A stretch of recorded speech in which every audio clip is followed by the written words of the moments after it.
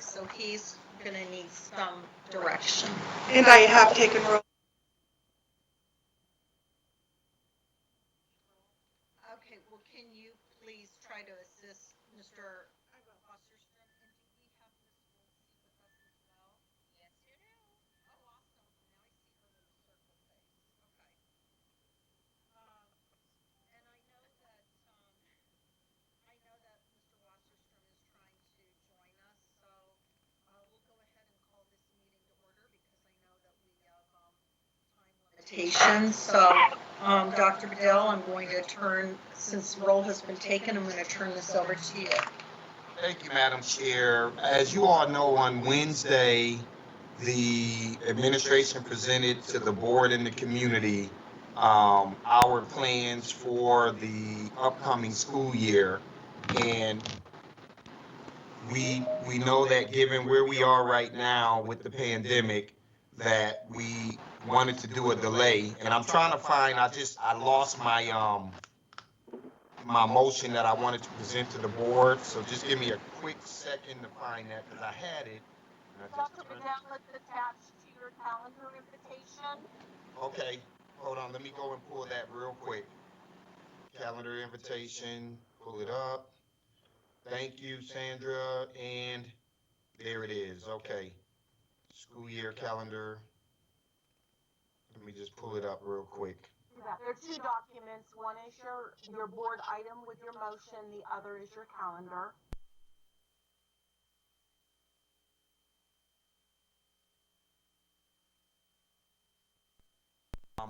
And so what we wanted to do was to propose to the board to take action on a delayed start, given the numbers that we presented to you all on slide 4 or 5 on Thursday night, with the number of cases that have risen here.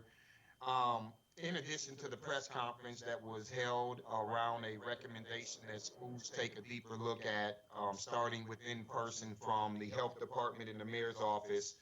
And so what I am asking the board to do at this time is to take action and to approve the revision of the school calendar for 2021 fiscal year, July.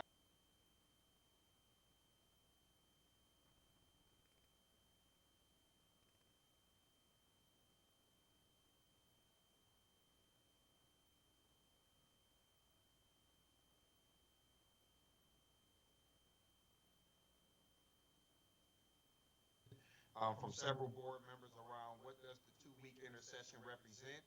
And so, Dr. Shepard, I'll pass it over to you to let the board know what that means, and then we should be able to move forward with the vote. Okay.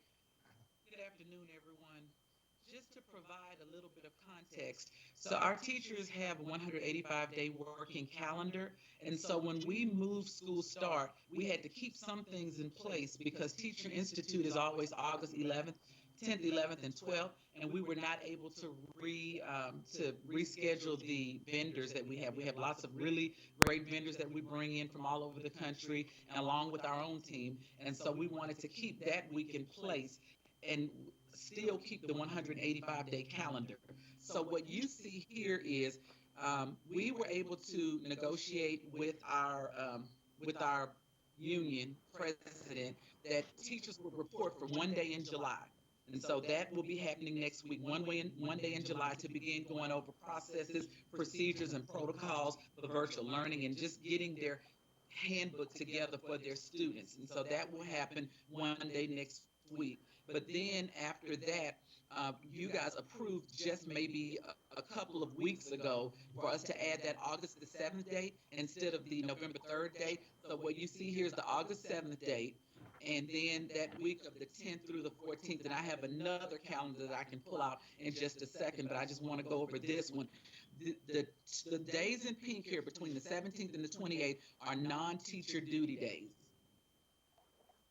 So teachers would not be responsible for working during this time, but we have worked with Joe and his team, and this would be device distribution, and we would look at this time for Parent University so that we could begin training our parents on how to utilize the tools. And we need the amount of time between now and the 17th to start putting together the Parent Institute, which we already know what sessions we're going to provide, but then some of our principals will also be providing sessions.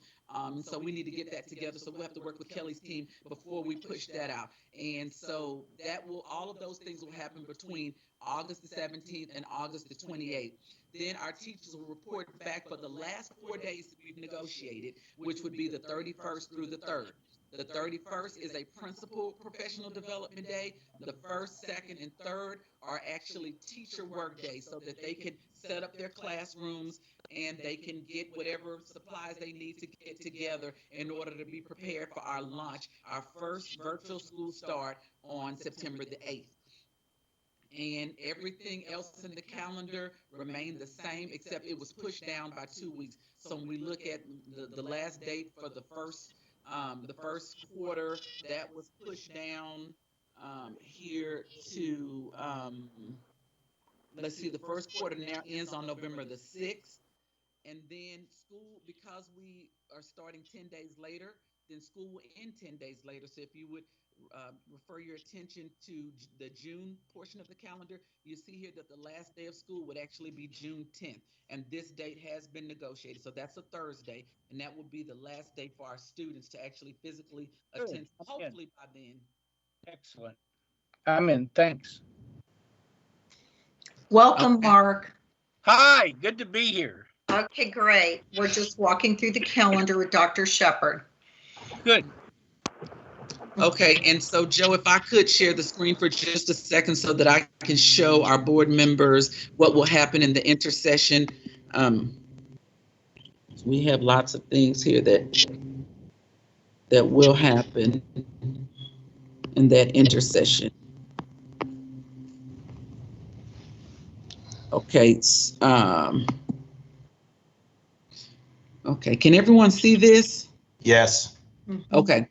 All righty. So the window for staff planning meetings that we just spoke about here between July 27th and July 31st. Then we have new teacher training. So what'll happen is August the 7th, our teachers will come back and that'll be their first reporting day. And that'll be a principals meeting day to refine all of the things that need to happen. And then I imagine that they'll talk about parent university, device distribution, all of those things. The 10th, 11th, and 12th here you see reflected as Teacher Institute. The 13th, half of the day is for the principal. The other half is for our teachers to complete the Safe Schools training. And then the 14th is a teacher work day. These non-duty days for teachers, there you see device distribution. And then this is also the time here that we will use for parent university. We know we need to have robust parent university. And what we've talked about is lawn and learn so that we can get all of our parents out. And the phrase was coined by Dr. Bedell.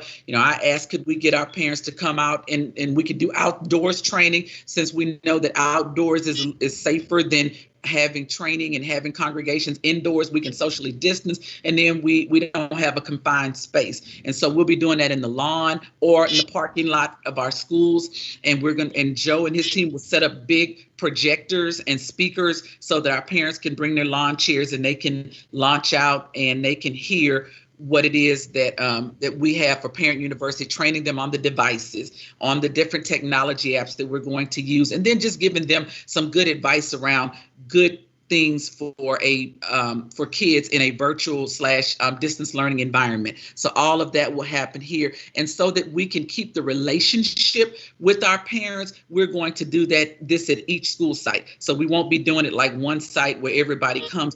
We feel like the best way for us to make sure that we can keep the relationships with our parents is to push out to the varying school sites. And then that week right before we launch, we'll have convocation and principals meeting on August 31st. So our principals will actually work with their staffs on this day. And then September 1st, 2nd, 3rd will be teacher work days. And then the Friday before school starts is always a non-work day. And so we'll keep that date consistent. And then Labor Day will be the 7th, and our first official launch of a distance learning school year will happen on September 8th. Thank you.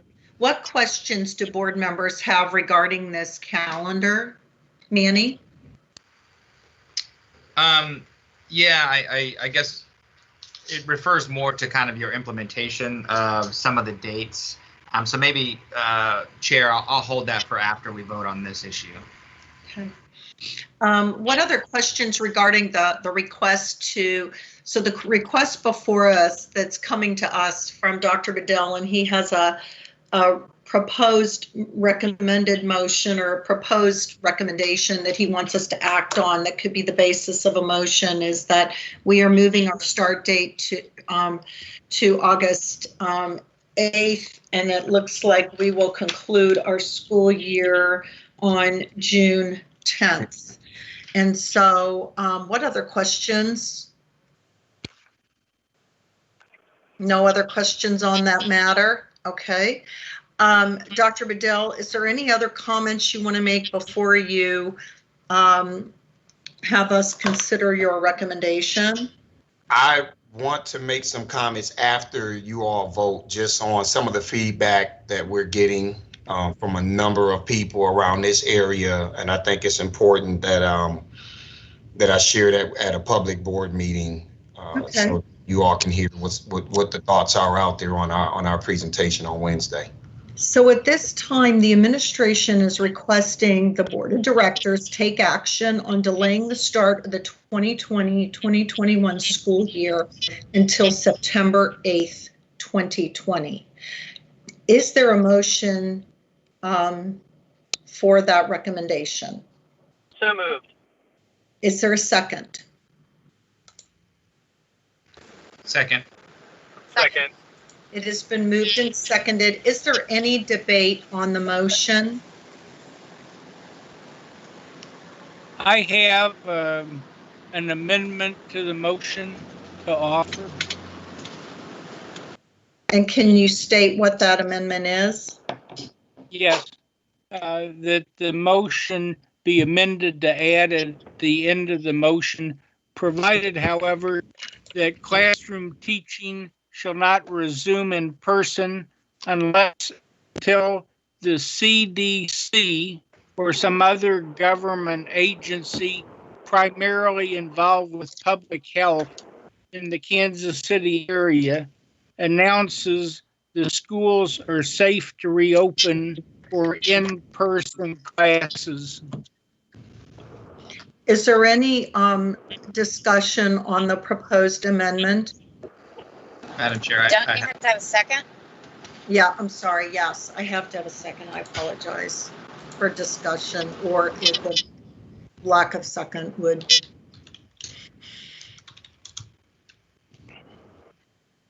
Is there a second for this motion?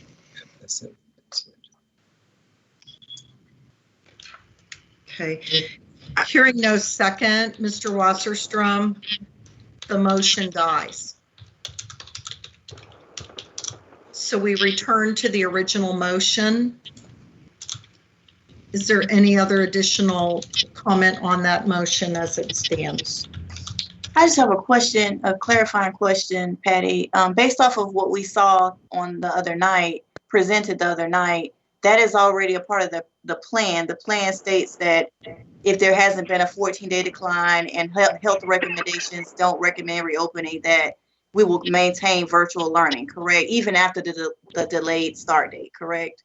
Yes, Okay. that's my understanding, Dr. Bedell. Yes, Is that that correct is understanding? absolutely in there. And in fact, we just had Lawrence Public Schools here visiting us, looking at the systems and the things that we're putting in place. And one of the things he shared with me was that folks out in Lawrence were looking at our plan, and he showed me the text message of somebody who said, Superintendent Lewis, it would be great if you could look at the model that KCPS has put in place around when you would move from one phase to the other. That was clearly presented on Wednesday night. Thank you. I just wanted to clarify in light of what my colleague, Mr. Washington, was saying. Okay. Mr. Abarca, did you? Yeah, I just wanted to also clarify that unfortunately, I can't personally trust this administration and their use of the CDC and the over-politicization of real data. And so that's the only reason why I cannot support that specific initiative. And I very much trust our local health department a lot more than I trust anything that's within control of this federal administration, unfortunately. To the broader point, Dr. Bedell and team, kudos to you all for the visionary leadership here. It is evident and clear that other districts were waiting for us to make this decision. And I'm so proud of your all's efforts and work. And I couldn't be more honored to work with you all. So just thank you and know that this is an incredible plan. Thank you, Mr. Abarca. Patty, I have one question. Yes. So I know we're looking at the decline of 14 days, but I also thought that part of the advisement was looking at the positivity rate below 5% or below. I noticed that wasn't actually in the presentation on, was it just anyway, whatever day that was, Wednesday.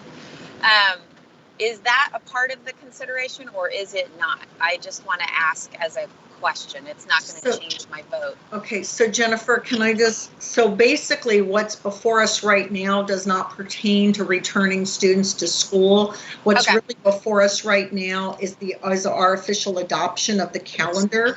And so that can be a subsequent question. Okay, because that question in the health and safety guidelines is not tied to the adoption of the calendar. So is everyone ready to, are there all additional questions related to the calendar dates themselves satisfied? Okay. Yes. Hearing no further questions, if we can please proceed with the roll call vote. Ms. Manser? Yes. Mr. Abarca? Yes. Ms. Cortez? Yes. Mr. Hogan? Yes. Dr. Jones? Yes. Mr. Wasserstrom? Yes. Ms. Wolfsey? Yes. Thank you so much. The calendar is approved. Dr. Bedell, is there additional comment you want to make? And you said you had other things to share. Yeah, I do. First of all, thank you, board, for working with us on this. I truly believe this is the right decision given what our data is sharing with us. One thing that I have shared with a number of superintendents that have reached out to us is that everybody needs to take into account what the data is dictating they need to do in their respective areas. And so we don't want what KCPS is doing to ultimately inflict unnecessary pressure on other superintendents when their data in their areas do not justify that. But I think for us, we have to focus on what our data is telling us. And when the data tells us that we're in a scenario where we can move to operate schools in a safe manner in person, this district will be ready to move with that. And that's just how we're going to operate. I did want to just read two things here. We gotten a lot of comments about our plan, and I'm very pleased with our team and the other 325 to 50 people that helped to put this plan together. I'm not going to name the district, but just want you all to hear this board that this is really a kudos to the team that we have here in this district. Someone says this is the KCPS school plan proposal. It is comprehensive and data driven and provides some level of support for working families, homes that lack technology, and special ed kids. I know no plan is going to be perfect, but I was impressed with the level of thought and detail in this plan. I wanted to share this with those of us that have concerns within our respective systems. And then the individual basically said that we had other comments from other school districts that around the thoroughness of the plan, the fact that the board appeared to be pleased at the end of it all, and that the board was going to vote to adopt the calendar recommendation. And so I want to thank you all for your support. I want to thank you all for pushing us. I want to thank each of you that was kind enough to send ideas and suggestions, because we can tell you that we did take all of those into account. And I really believe collectively that we made the right decision. And what I hope that this will demonstrate to people that continue to doubt this school district's ability to put out polished products, that this district has been moving on this continuum for years. And we have to get off of this perception that we don't have people here that know how to think or have the ability to put out great products. When people see what our commencements look like, that will be another example. But we've been doing this work, at least since I can tell you from the 4 years I've been here, even from the beginning of our post-entry plan. that was a plan that won an award for how polished the product was. So, you know, I know people tend to look at this district through a deficit lens. I would ask people to take a different look at what this district's been doing, look at our body of work, and look at the data. It supports that we have people here, we have a board that supports us, and we have a highly competent staff that has been assembled to move this district forward. So I do appreciate the comments that we've been seeing, and now it's time for us to get to work to make sure that everything that we said we're going to do will be delivered on at a high level. Thank you, Dr. Bedell. Any other comments or last minute questions? I know we set this as a very brief meeting. Okay. Oh, Mr. Barca, go ahead. Yeah, sorry, I just wanted to inquire about a specific comment I think Dr. Shepard had made about the parent university component. I wanted to inquire about the possibility of multilingual and providing different languages for folks, just making sure that that's there.